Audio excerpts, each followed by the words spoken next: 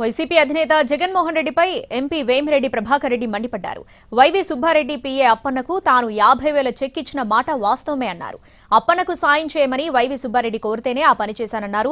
తన దృష్టిలో అదొక సేవ మాత్రమే అన్నారు వేమిరెడ్డి. అయితే తనపై జగన్ విమర్శలు చేయడం బాధేసిందన్నారు.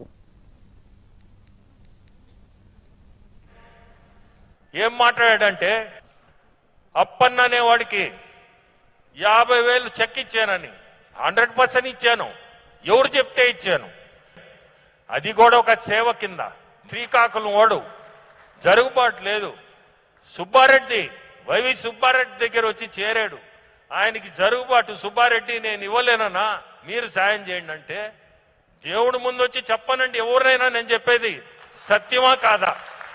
అతను ఎందుకు చెప్పాల్సి వచ్చిందో ఏమనుకోని చెప్పాడో నాకైతే అర్థం. చెప్పినా నాకేం పోయేది ఏం లేదు దానివల్ల ఏమవుద్ది. మంచి పనే చేశా. ఆ రోజు అతని పరిస్థితి కొంచెం బాధేసింది. ఏంది మాటలు అసలు అతని